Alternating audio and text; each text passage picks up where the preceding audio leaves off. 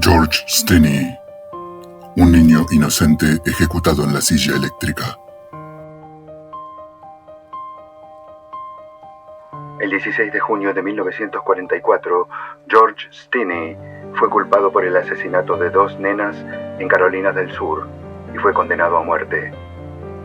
Las injusticias del proceso, el juicio exprés, la ausencia de apelaciones, los intentos de linchamiento y la revisión del caso que limpió su imagen demasiado tarde.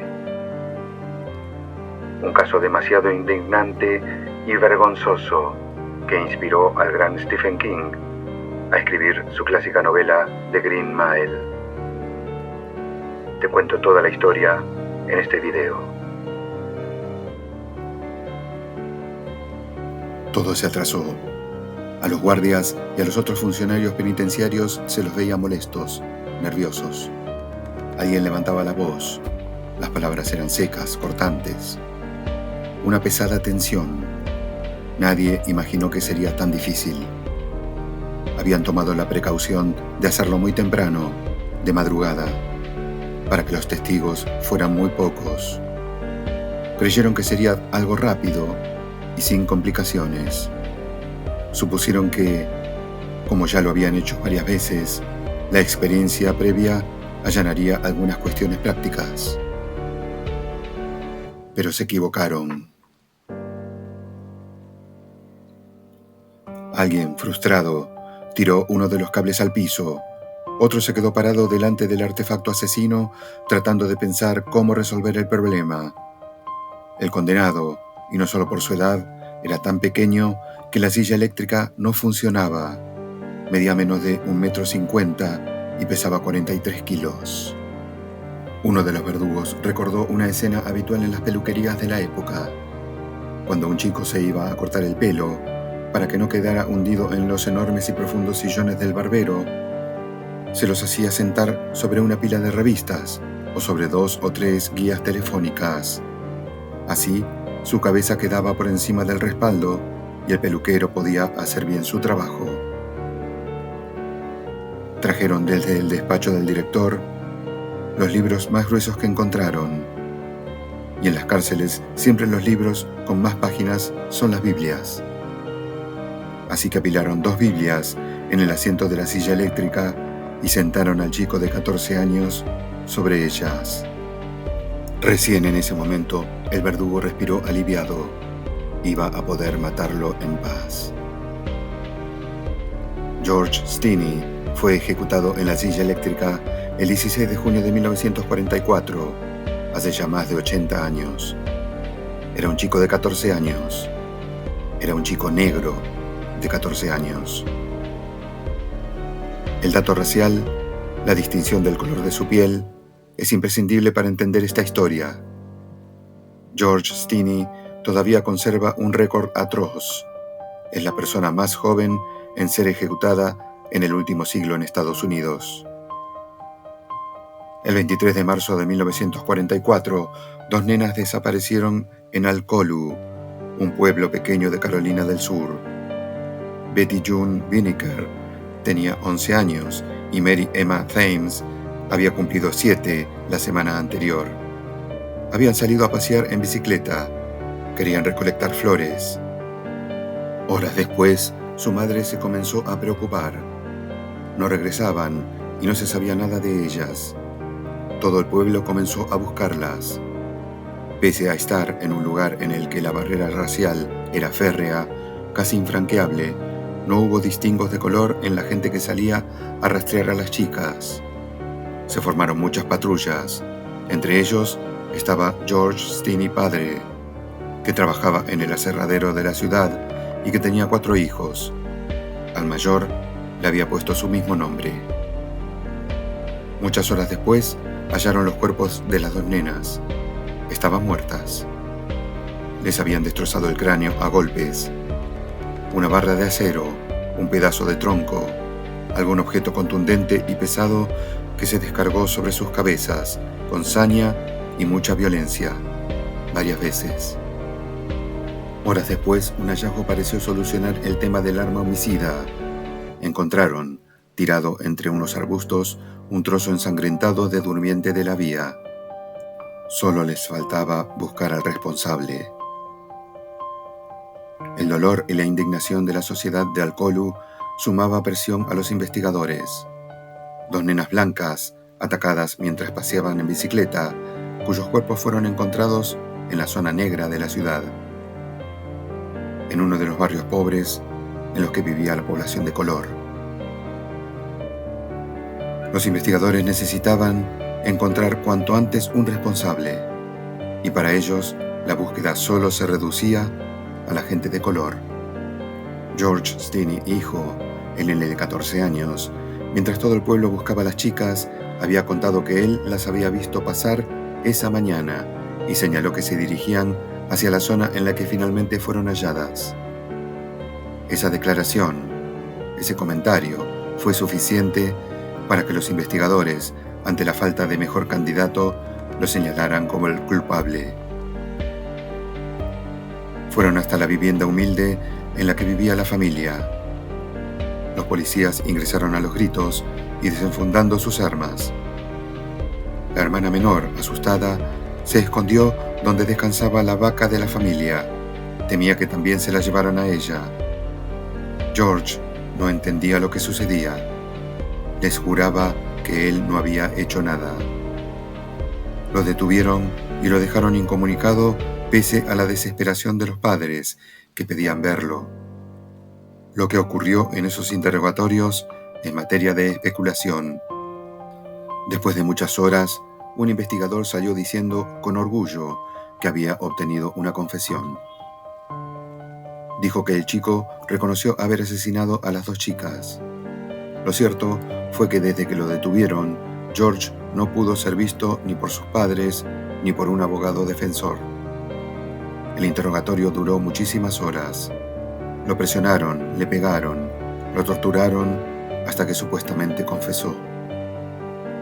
Mientras tanto, el padre fue echado del aserradero y la familia, amenazada, tuvo que abandonar la ciudad. El juicio se montó muy rápido. En pocos días, George Stinney fue sentado en una sala de audiencias frente al juez, el fiscal y un jurado. Todos hombres blancos.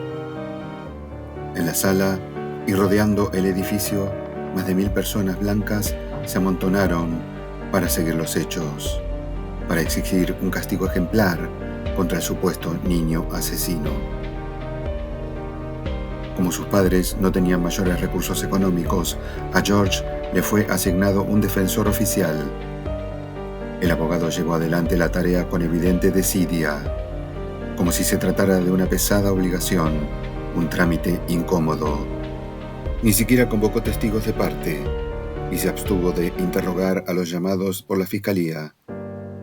Tanta negligencia solo puede hacer suponer que estaba convencido de la culpabilidad de su defendido. Lo de su defendido es solo un eufemismo en este caso. O estaba convencido de que nada de lo que hiciera sería fructífero, que la condena era inevitable debido a la tremenda presión social. El juicio tuvo una celeridad inusual. La elección de los miembros del jurado, las palabras iniciales de las partes, los testigos, las pruebas periciales y los alegatos de la fiscalía y la defensa llevaron nada más que 5 horas. El jurado se retiró a deliberar, pero la sala permaneció vacía menos de 10 minutos. De inmediato se supo que habían llegado a un veredicto unánime. Nadie se sorprendió cuando el presidente del jurado informó que habían declarado culpable a George Stinney. El juez, antes de decidir sobre la pena, recordó que para la ley de Carolina del Sur, tener 14 años equivalía a ser un adulto y que al condenado le correspondían las mismas sanciones que a un adulto, sin importar la gravedad, la irreversibilidad de la pena impuesta. Luego anunció su decisión. George era condenado a muerte. Pero nadie confiaba en que la decisión fuera revertida. Nadie protestó tampoco. La población blanca del pueblo y el diario local se mostraron satisfechos con la decisión. Encontrar un culpable y que recibiera el peor de los castigos ayudaba a atravesar el dolor. George debió ser cambiado de cárcel porque una turba intentó lincharlo y prender fuego su lugar de detención. George, llorando, le decía a su compañero de celda que él no las había matado, que no lograba entender por qué se encontraba en esa penosa situación. Menos de una semana después de la condena y de la fijación de la pena capital, hombres encapuchados de blanco pertenecientes al Ku Klux Klan quemaron varias casas y mataron a 3 hombres de color. Los autores de estos asesinatos nunca fueron detenidos por la policía ni perseguidos por la justicia. Desde el momento de la sentencia hasta la ejecución, no hubo ni una desganada apelación en el medio. El chico de 14 años esperó 53 días. Al acabarse las instancias legales formales, solo le quedaba una oportunidad de salvarse: el perdón del gobernador Olin Johnston, que a último momento podía transformar la pena de muerte en una cadena perpetua. Pero el hombre, un político más interesado en satisfacer a su electorado que en mostrarse piadoso, dijo que nada tenía que hacer y declaró: si el sistema penal le impuso ese castigo, por algo será. No habría clemencia para el pequeño George. A George Stinney lo ejecutaron el 16 de junio de 1944, de madrugada, en una silla eléctrica que le quedaba grande y sentado sobre 2 Biblias. La noticia salió en los diarios y la mayoría de los articulistas y también la población blanca de Carolina del Sur estuvo de acuerdo con su ejecución. Decían que de esa manera se eliminaba un problema y que serviría de ejemplo para la gente de color que quisiera violar la ley en el futuro. 60 años después, George Stinney se convirtió en algo más que un récord o una historia a los que los diarios le dedicaban una nota en cada efemérides. Un grupo de personas exigió el desarchivo de la causa y pidió que se revea el caso. Aún en esa época, algunos ironizaron sobre la cuestión. Con sarcasmo, preguntaron si en esta instancia de revisión el juez tenía la facultad de resucitarlo si no era condenado una vez más. El caso tardó 10 años más en llegar a manos de la jueza Carmen Tevis Mullen. La hermana menor de George, ya con 77 años, siguió impulsando que la causa se vuelva a estudiar. En las nuevas audiencias se volvieron a revisar todas las fojas del expediente. Se interrogó a los hermanos sobrevivientes de George y a varias de las personas que integraron la patrulla de búsqueda de 1944. En esta instancia, muchísimos años después de la ejecución, la magistrada dictó un nuevo fallo. Afirmó que el juicio llevado a cabo en 1944 adolecía de errores procesales severos e insalvables, y fue contundente. No recuerdo un caso en el que hubiera tantas pruebas de violaciones de derechos constitucionales y en el que se cometieran tantas injusticias contra el acusado. Después de la investigación, llegó a la conclusión de que la policía violó todas las normas de procedimientos y que la confesión que obtuvo no está probada más que por los dichos del oficial que torturó a George. Como si fuera poco, en el expediente hay 2 versiones diferentes de la confesión. Los policías no se pudieron poner de acuerdo en la historia que supuestamente les había contado el oficial a cargo del interrogatorio. La confesión no consta en ningún escrito, no fue consignada en ningún acta. Si en el interrogatorio policial no tuvo abogado, en el breve juicio oral, aunque formalmente había alguien designado, en esa instancia el letrado hizo poco y nada para defenderlo, apuntó en la sentencia, y descubrió, varias décadas después, que el defensor oficial nunca había ejercido el derecho penal. Era un abogado especialista en derecho tributario. La jueza Carmen Tevis Mullen determinó que George Stinney no era culpable. Pese al tiempo transcurrido, se veía con claridad que no había pruebas que lo señalaran. Y al final de la sentencia, que reparó, al menos, la imagen de George Stinney, la magistrada sostuvo: En mi largo paso por la justicia, nunca vi un caso tan mal investigado.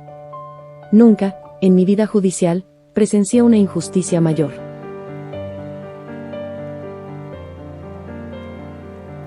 La exoneración de George Stinney en 2014 fue un acto de justicia y sirvió como un recordatorio de los peligros de un sistema judicial que permite que el racismo y los prejuicios dicten el destino de las personas acusadas. La terrible historia de George sigue y seguirá exponiendo la necesidad de vigilar y controlar la aplicación de la justicia.